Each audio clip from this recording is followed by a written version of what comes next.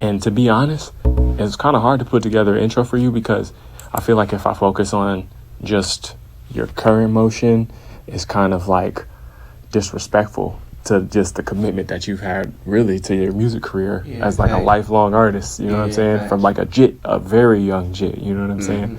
Multiple eras of music from like snap music, you know what I'm saying? No Hands era, Roscoe Dash, like swag era, jerkin era, everything. Like really seen it all, you know, as well as, you know what I'm saying, being a big part of, you know what I'm saying, that imprint that really helped motivate Trippie Redd to really get into his bag and, you know, create the community of 1400, you know. It's just a lot that's there, you know. So that, I mean, that damn near just summed it up, bro. I mean, yeah, like it's a lot that's there, but it's even more that's there too, you know. It and is, so you're right.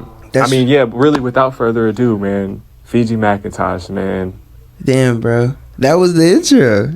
That was beautiful. Thanks, bro. Absolutely. What's up, man? It's Fijimacintosh. How you doing today? Shit, I'm blessed. Real quick before we really get into things, for people who may be new to you, you know what I mean? Maybe this video was their first introduction to you. Number one, tell them just a little bit about you, and then why today is significant. Why today's special? Shit, really.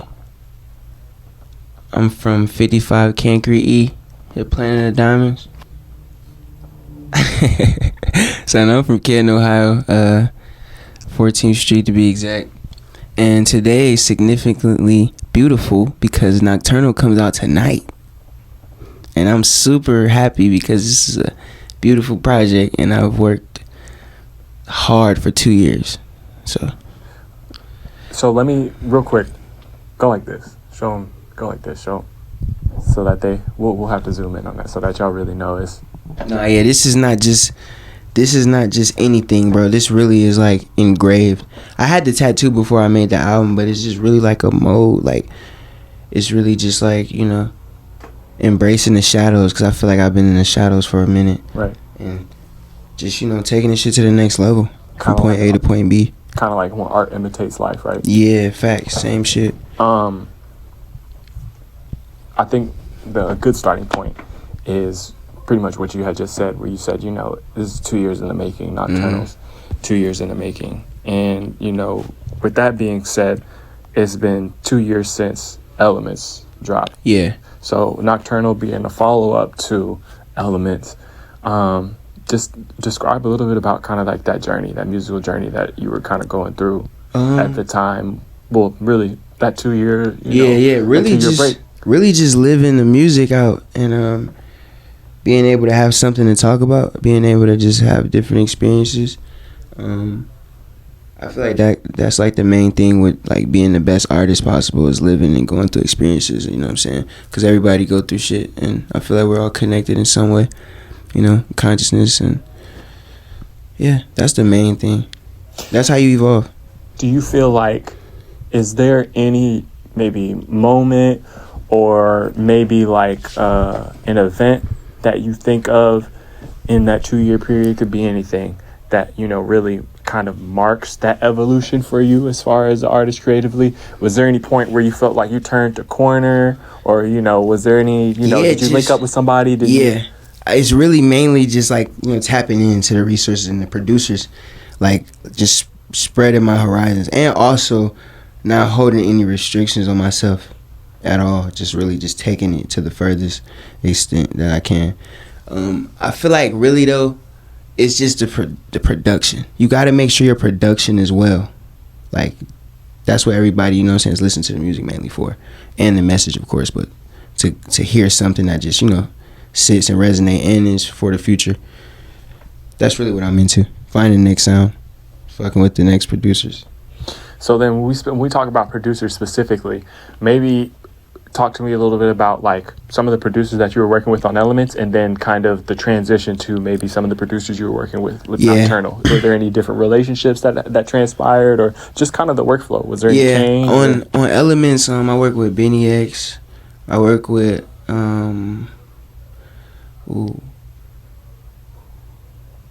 what is bro's name? Bowser.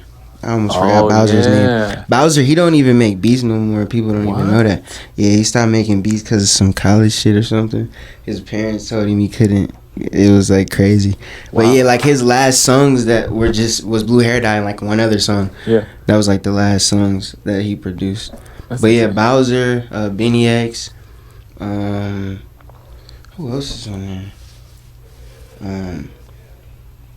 Damn, I don't want to forget nobody because they all show me love still to this day. I think Wagon Kid is on there. Fuck, it's one that I'm missing for sure, bro. Damn, I'm sorry, bro. I forgot his name. It's cool. You keep thinking on it, and we'll come back to it. Yeah, yeah, facts. My bad, bro. I feel bad, but yeah, it was really just talking to different producers, and from Elements, like I really just like felt like, damn, I need to tap in more with like more people, like because it's a lot of younger people, like Bowser, for example. He's a young producer. I think he's like 17, 18, one or the other, but just tapping in with younger people and finding people, and not being scared to just go on YouTube and explore for different stuff. And yeah, and I came across Cody. I came across him on Instagram. That was like the person that really like sent me some shit. Him and Jupiter Jube. He produced a whole lot of Red, and he also mixed and matched my project. But they really like helped me with like the evolution of the sound I wanted to go for. So now I understand like, damn, this shit means a lot. Because at first I really wasn't putting in production first. I think I was just really just trying to make good songs. But now I just like, I don't know, I like the beats. I feel that. And so tell me how that kind of led you in the direction when you were putting together Nocturnal, where it was like, you know, was obviously beat selection was, you know, a precedent for the project, but like, how did that factor into the creative process overall? Like, did it bolster things, you know? Like, it made it a lot easier to like get out what I wanted. Like the sound already was like, I was building it, but like when I linked up with Cody and I linked up with Cody and I linked up with Zodiac from Vanguard. Like it just like, I don't know, it took it to the next level for me. And I don't know, being able to just say and be comfortable saying like how I want the beat is like the best thing. Like, cause some producers like they don't want to like go in and fix beats and stuff like that, but like they sit there and be like, okay, I'm gonna take this out, or listen to what I'm saying and it comes out exactly how I want. You know what I'm saying? So that's like a big thing too, is being hands on with the producers. Who's probably one of the producers you say you have like one of the best like hands-on relationships, like just working hand to hand, like on the fly, like, oh, change this, you know, drop that, maybe add reverb here, or you know, reposition this, maybe change this composition, put a breakdown here, like Jupiter Jube, and Cody and Tyrano, those three. I can easily just like, I can like do something on my like with my voice or something real quick and tell them how I want the melody to sound, and they get it right away. So yeah, those three people. Obviously, again, when we talk about, you know, art imitating life, right? You know, the best way for people to be able to like connect with, whether it be music or, you know, a novel or whatever form of media they're engaging with, is, you know, through relatability, them being able to like take whatever it is that they're experiencing right now and then apply it to something that they've already experienced in their life, right? Yeah. And so it's like, when we talk about Nocturnal, what would you describe as far as like maybe factors of the album that are like that really kind of, you know, would conceptualize it for a person? If it was a certain smell, or maybe it's a dish, or maybe it's like a feeling or a color or a world, like what does it look like? What does it taste like? What does it feel like? It's really just like, you know, like a dark abyss, like I don't know, I give it like that moonlight over the ocean water type of feel, also with a little storm in there. Yeah, that's the best way to describe it. And just really just like, you never know what to expect. Never know. Absolutely. This shit can go bad, this shit can go good. That's amazing. I think, you know, I want to talk, you know, about some of the people that you had talked about previously, but obviously collaboration is something I think that you have a good affinity for, you know. And this record especially, it has, you know, a high element of collaborative chemistry. Hell yeah. We talk about people that are on the project, right? You have Lil Tracy, some other folks, obviously. What would you say maybe was one of the most remarkable, you know, collaborations that you had, or maybe one of the more hands-on studio sessions that you had working on, you know, feature-wise for Nocturnal? Yeah, this pretty simple. Lil B. Like, working, like, with Lil B is, like, the best thing in the fucking world. Because, like, bro is, like, a real idol to, like, what the fuck I'm doing. You know what I'm saying? And just, like, to the other kids. Yeah, and he just did that. He did that off the strength, like, off of love. Just, like, did it. I called him, like, bro, hey, I got an idea. And it just ended up being that. So, like, was your relationship with him was, like... He DM'd me randomly. I was like, yo, was Fiji, you a legend. This was like December. This was December last year. Before I dropped Fentanyl. December of 2022? Yeah. You said before you dropped Fentanyl? Yeah. Okay. And he just DM'd me and was like, Fiji, you a legend. Literally. And then I'm like, what the fuck? I was tripping. I thought it wasn't real at first. Like, what the fuck, bro? Then I had hit him back like, bro, I need you on some shit ASAP. And he sent me his number and his email. So it just was like fucking surreal. Like, I'm like, what the fuck? It didn't even, you know what I'm saying? It was just like a spare moment type thing. But it was beautiful, though. Shout out to Lil B. Thank you. Shout out to Lil B, man. Thank you, Bass God. Thank you, Bass God. No cap. I feel like that's, you know, one of the most enigmatic figures in modern day rap music, because it's like you have somebody who had, like, if not the heaviest, one of the heaviest internet presence of the early 2000s into the 2010s, right? A very pivotal time in early internet culture, right? For sure. And people don't even talk about the so much about version. his artistry, right? Like dropping 500 song mixtapes, and you know what I'm saying? But exactly, shit nobody's doing. He kind of sinks to the back, you know? Like, it's like he comes out and he puts the art out there, you know, and he wears his heart on his sleeve, but still we don't really know very much about him. Like, right. So when you guys linked up, was it like, did he send the verse back type of thing? Yeah, he sent it. I met him though. I met him here. I met him here at the Welcome to Ohio video shoot with Cole Bennett. And I met him, and like, bro, he was just embracing me with so much love. And like, he was like, bro, telling me songs that he fucked with and shit. Like, I'm like, what the fuck? It just was so unreal to me, you know what I'm saying?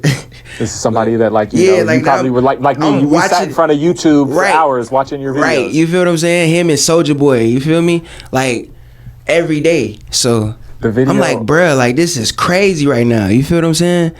And he was like, just fucking with me. And he's super humble. Like, bruh is, like you said, he wears heart on his sleeve, and he very genuine.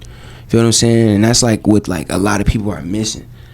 And I fuck with him a long way. I sent him the song. He sent it back immediately, like 2 days. I think I was still in LA. I got the verse back. I sent it to him. Didn't I play it for you? Yeah. I was still here. He sent it to me while we was still on the trip. In that week, it was like crazy. I'm like, damn, you really 100? You feel me? That's amazing, man. Wow. Yeah, that shit was fire. Lil B is still the keeper of the internet, bro. The world is, bro. All things in the world may be array, but some things are all right. Nah, facts. Some things are all right. Oh God. Wow, that's amazing. That actually really made my day. That's, you know, that definitely made my heart sing for sure. Nah, yeah, for sure. Lil B is a 101 person, bro. Yeah. No cap. Like, bro, funny as fuck too. For real? Yeah, bro, funny as hell. Like, just him naturally how he act, bro. Like you know how Kevin Hart is funny just cause he is. It's just like that, bro. It's crazy. It's amazing. It's amazing. No cap. I'm really excited to hear that. That song is. Yeah, I'm really excited to hear that, bro. Another one that I'm really excited to hear is the joint with you and Lil Tracy. I think because, like, and we could talk. We'll obviously get into that, you know, here in a second. But I think that, like, the kind of the fringes, the sonic fringes that you guys kind of stand on, I say that a lot. Like, inherently different, but they kind of have like they share cultural universals, right? Facts. So yeah, what was that like when y'all really got together and really were able to cook up? Was that one of those things? Were you able to get? I didn't get in the studio with him. Right. Like majority of these features was done just because I live in Atlanta. Like I'm not in LA. I'm not where everybody else is at. Yeah. But all of these features was done just me off of the strength of people knowing me and fucking with me. You know what I'm saying? So the little Tracy thing happened. I've been knew Tracy. Like I've been knowing Tracy for like 3 years now. He brought me out to the show he had in Atlanta. I forgot the tour, but I think it was the tour with the album with the A Anarchy, I believe. And he came to Atlanta and he brought me out. And yeah, we just been like cool ever since, but we never really talked about music. But I just had an idea like, damn, I need to bring him into my world, like on some shit. And he fucked with it. And if you hear it, how he's rapping on it, it's definitely, you know, like I'm a farmer, that song. It's kind of on that vibe, but on a now. I don't know how to explain it. I know exactly what you mean, because when that dropped in like, what was that, 16 or 17, something like that, it was like, it was one of the, it was ahead. It was kind of the inspiration for Old Town Road. I'm gonna be 100% honest. I will second that. I'll die on that hill with you. Yeah, for real. I ain't gonna sit here and, but yeah, everybody know the truth. Yeah, what's understood doesn't need to be said. I get that for sure. Let's real quick, because I think that this is a perfect segue. You were talking about, people just knowing you off the strength and really showing love. Mm-hmm. Like, let's talk about that. Like, how do people know you off the strength and are willing to, you're really able to get it off the muscle? Like man. We go through your Instagram video, like, crazy. All right. So your mom, you moved from Canton to Atlanta. Yeah. And when you had moved from Canton to Atlanta, was that like the point where it was like you wanted to take music seriously, or like what was it before that? Really, what was like what really inspired you? I think my brothers really inspired me, like my brother Aaron and Gino, because they was doing music already in a group called OSB, Ohio State Bred, and like that's really what inspired me. And 50 Cent too at the time. Like I was like big on 50 Cent and Lil Wayne, and I was like in the mirror rapping their verses and stuff, like gaining my confidence, running around the house performing and shit. And then one day, my brother wrote a rap for me, and I recited it, but I actually did it like serious, like, you know what I'm saying? People thought that I wrote it, type shit. And my mom was like, "Wait, we need to get you in front of the camera. You need to be on Disney. We need to do all this. Let's go to Atlanta." And she took everything she had and moved us to Atlanta to pursue my career. And yeah. I started taking that shit serious for real, because like I feel like everything was on the line. And also when I got down here, like I started hustling, selling my CDs, networking, getting my name out there. And that was like a big thing that like held us together. For real. It's just shout out to moms, number one. For real. Shout out to my moms. She held it the fuck down. Selling CDs, you've heard of a lot of people who go from, selling CDs to, worldwide national deals. Obviously, there's several people that come to mind. DJ Screw, you know what I'm saying? Mike Master Jones, P. Paul Wall, Master P, right? Okay. Cash Money. Talk to me a bit about like what you would say was one of the first times you realized like those hand-to-hand sales were like really doing so much more for you than you could even see. You know what I mean? Because I would go places and other people would like recognize me. Like they'd be like, "Oh, I heard of you. You the kid that was just like, oh, I heard of you." Because I was doing shows, Boys and Girls Club tours. Everywhere. I was even sometimes going to open mics at clubs. I wasn't even supposed to be in there, like Club Crucial and shit like that, bro. Like, so people was seeing me, seeing my face everywhere. We was even pinning like shits on the stop signs and shit like that. We was pinning shit like everywhere. Little 5 points. 5 points. 5 points, yep. Both of them. You feel what I'm saying? Linux, I'm everywhere. Yeah. Just everywhere to just, get my face out there. Get my name. Obviously, like, hip hop is celebrating its 50th birthday, the 50-year anniversary of inception of hip hop. I think there's so many great moments we think about hip hop, right? That like, as a culture motivated us all and inspired us all and just, had us feeling, gave us that giddy feeling of being a little kid again, Right. What would you say for you was an early moment or like an early experience for you that was like so remarkable or so impressionable for you, it kind of energized you today? And like, again, we think about, when I had mentioned, earlier, like, I'm seeing the clips of you with like, you know, Big Boy and like, you know what I'm saying? Like, you know, again, being around some of these people who are considered hip hop royalty, the 50th anniversary of hip hop, like, talk to me about, again, some of those moments, or maybe a moment that sticks out to you that really, for you, like, made hip hop paramount for you and made you think, like, I'm dedicating my life to this. I think really like just watching the possibilities for every artist. Like I think I watched everybody, Dipset, Cash Money, all these people coming, but see them like from doing Smack DVD and then just being like the biggest shit ever. It like just gave me the motivation to be like, damn, you could just, if you put your mind to it and take it serious, you could be anywhere. And also too, seeing Busta Rhymes. I think he like put a battery in my back. Like damn, like he had all these huge ass chains and stuff. So it just made me feel like damn, I could get that too. How old were you when you saw Busta? Shit, I was like 5 years old. I was watching BET. It was this album he dropped. It was like, I don't know, World Domination and Yeah. something like that. Yeah, I know what you're like talking the about. cover, it was looking like this, New York was blowing up or some shit. But like, yeah, that really inspired me. Mm-hmm. Just the culture. I think we talk about like 2023 highlights. Well, not even just 2023 highlights, but the journey in general, right? I think a highlight of the journey for you, at least, kind of a full circle moment in a sense, was the popularity that Hideout had. Yeah. You know, being the fact that there's like the blood connection, right? Yeah. But also, you know, the relationship that you guys have had. Like, number one, I guess, a little bit about the record, like when y'all were putting it together, but then also just like, again, looking at the history that you guys share, the success that it has now, and like what that feels like. Yeah. In the grand scheme of everything. Shit, it really feels amazing because like me and Trippie don't have that many records out. So like for that to be our second record, I was like, damn, that's a beautiful thing. Cause bro did hella albums and like I'm finally on this one. So you know what I'm saying? It was just like a big moment for me. But we stay working. It's not like we don't work. Even when we was making that song, we had another song that was supposed to be on the album. And that may be on another album that I'm dropping. But they all hard. Like, the songs we make are hard as fuck. I can't cap. And it just be good chemistry, too. It's just, like, simple because that's my cousin. So.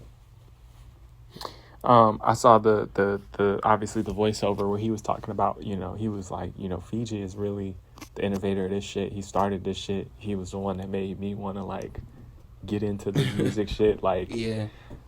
Talk to us about like Trippie before music, or even Trippie when y'all were about to get into music, and what was that like, and versus like now, right? Yeah, he had to really like, he seen me like doing, like I said, like here selling my CDs and getting connected and tapped in with different people, and then he seen like this shit was possible, and like came down to Atlanta and be with me and like really groom his sound, and yeah, bro, just really took the fuck off. People start really like liking him and helping him out, you know what I'm saying? And yeah, it was kind of unexpected, but I already knew type shit. Because we destined for this shit. Anything we do our best at it. So, yeah. What would you say is like the craziest rumor that you've heard about him? About, I would say even more so both. Because as the come up coming, the devil, bro. That's like a that's the constant thing. biggest shit, bro. Biggest thing, we worship the devil, bro. I don't understand. I don't get it. I believe in God. Yeah, that's the biggest rumor I heard. And like, are you guys like? Are you and Trippie like? I mean, I wouldn't necessarily say that like I'm a faithful person, but I'm spiritual, right? Yeah, I'm spiritual, but I'm not gonna sit here and say I'm religious. And that's like a big thing. I don't like people talking about that. I get it too. But like, it's certain things God, that you get what I'm saying? Right. That's it. That's all I know. Well, but it's a lot of different consider things. The air cleared. Yeah. It's too many different things going on. You know what I'm saying? So yeah. I feel that. I don't want to be like, you know. Yeah. Don't want to step on nobody's toes. Bro, with them big old boots, you stepping on everybody's toes. Oh God, with these motherfuckers. Well, first of all, when we talk about, I think that's a perfect segue too, because, you know, I think a wise man once said, I wake up in the morning, I put that shit on. Mm-hmm. I know that wise man. I think I look at him in the mirror. when we talk about, the idea of, I put that shit on. What does that mean to you? Like when you said that on Man, that means Vetements. everything. Okay, so yeah, but what listen, does that? But what does that mean listen. though? Like Music and fashion is everything. Like that's the life. Like they both can't exist. One can't exist without the other. You get what I'm saying? Music and fashion go hand in hand, bro. I won't even listen to your song if you can't dress, bro. No, I'm so serious. Like it's just like I don't know. Like that's everything, bro. This shit gotta match. And like waking up putting that shit on is a feeling. Like knowing, just feeling good about yourself, knowing that you just, you know what I'm saying, you fresh as fuck. You feel me? No matter what. So is it safe to say that yeah. Vetements is one of your favorite brands? Vetements? Yeah. It's like top 2. I put Balenciaga first. And then like Jean Paul Gaultier, Isabel Marant, fucking damn. Y3. Like 2008 Y3. Rav Simon. Goddamn Rick Owens. Damn, I gotta put Rick Owens number 3. Let me go there. Rick Owens gotta be number 3 because that's like a go-to. Yeah. I like a lot of Jill colors. Sanders. Okay, I like that. Yeah, I like a lot of colors, so I always like brands like Botter. I love Botter. Bernard Wilhelm, Jordan Luca. I feel like if you don't know who Jordan Luca is, I feel like you would like them because they do a lot of like screen printed stuff Jordan and layered Luca. stuff with like tech fabrics, but the way that they do their screen printing and the way that they layer their graphics is just insane. It's real like futuristic vibe type. That's hard. I think you would like them a lot. That's why I gotta tap in. Nina Ricci is super dope too. We could talk about that. We could talk about that yeah, all for day. sure. But yeah, I definitely agree. Agree Emilio there. Pucci. Emilio Pucci, yeah, I feel you on that. I would say, since we on the topic, when you say obviously you won't even listen to somebody's song if if they can't even drip right. I'm so dead ass. Who are some people that you really think are actually doing it right as far as like they got their music in line and they also got their own lane with their style? You know what I'm saying? They really keep it official and original with their trip.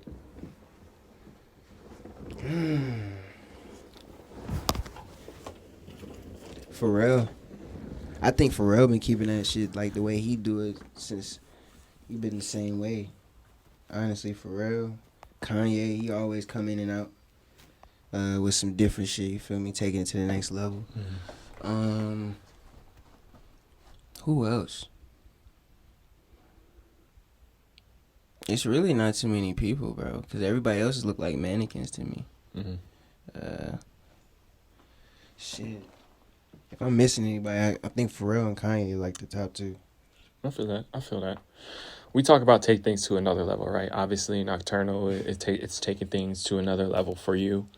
As that drops tonight, looking forward to the end of 2023, what does that look like for Fijimacintosh? I forgot one person that I gotta mention. A$AP Rocky. Right. I'm sorry, bro. Right. I can't not say that. That just almost I can't let that go. You get what I'm saying? I can't let that go. A$AP Rocky. Now, my bad. Can you repeat that? Rocky do be fresh. Man, come on, bro. Like, I can't even say 5th, 6th grade. Yeah. I wanted all of the 4s, bro. No cap. And 1s. Yeah. Again, we got Nocturnal dropping tonight. We talk about taking things up another level. Obviously, things are going up another notch as far as just the caliber of your discography, the caliber of features that you're tapping into, the caliber of producers that you're working with as well. Again, like I said, kind of looking towards the end of 2023. What does that kind of look like for Fijimacintosh? Post Nocturnal. And maybe, kind of looking into 2024, what can we kind of expect? Or maybe what do you, what are some goals or things that you would like to accomplish? I can't really see the future, so I don't really know exactly. But what I can say is change, just evolving every day and taking it one step at a time. Because I don't want to rush anything. I just want it to be the natural process, you know what I'm saying? But you never know. Like today, I might be like this, and tomorrow, you never know what could happen. So that's why I just go with the flow. But yeah, change. Number one thing that you want a listener to walk away from after they finish playing Nocturnal all the way through? I feel like everybody gonna have different opinions and how they feel about it. Don't put a box over me. I just want people to know, like, what you may think I'm gonna do.